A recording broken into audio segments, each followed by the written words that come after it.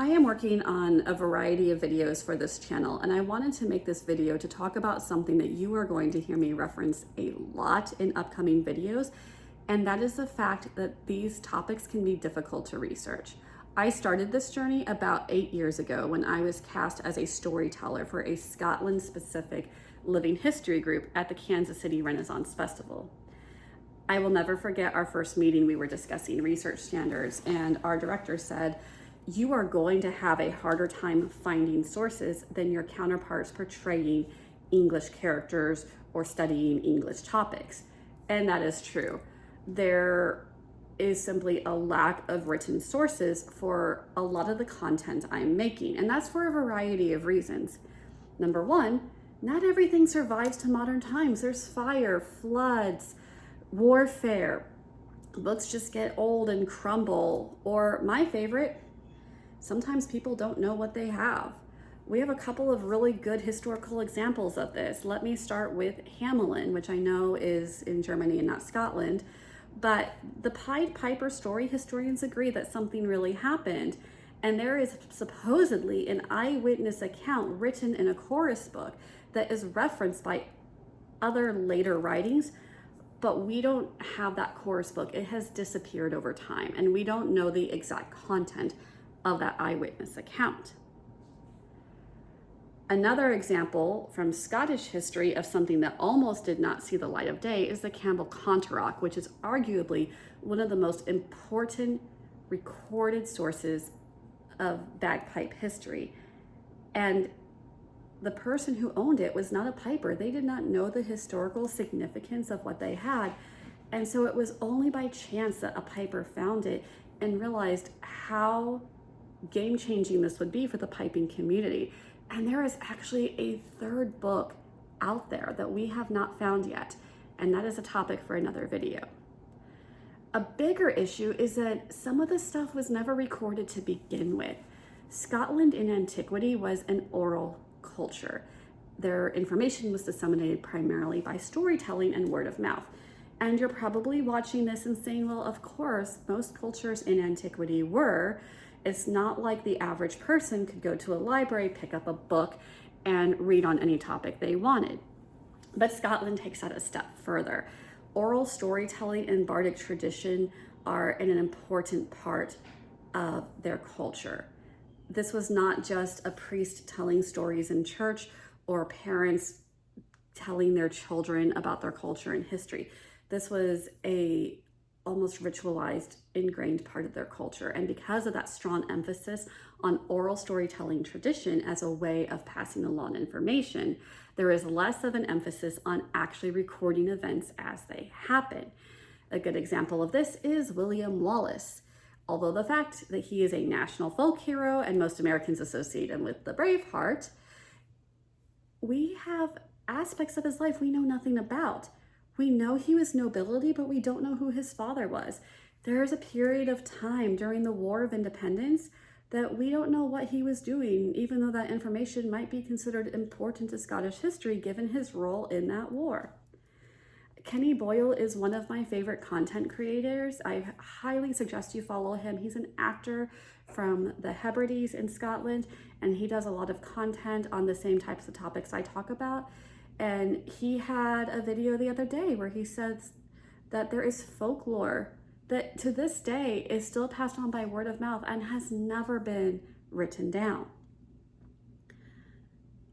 And then we get to the fact that when we do get written sources, even if they're historical sources, they're not always reliable. I'm going to go back to William Wallace for this one. One of the reasons Braveheart is so historically inaccurate is that they used a poem by a man named Blind Harry as their main source for information. Blind Harry wrote well after Wallace was alive, and he was not concerned with recording history faithfully. He was concerned with making Wallace into a national hero. We actually have records to show that clans paid him to insert people into his poems so that they could claim connection to the Wallace story. And so they were starting with inaccurate source material to begin with. when people are writing so long after the events happen, you're dealing with this historical game of telephone. If you've ever played that game, then you know that as with every telling, things just get a little bit fuzzy on the details. Sometimes they just get outright exaggerated. That's what a good storyteller does. And so you have to be able to sift through the noise. This is compounded by the fact that I live in the Midwestern United States.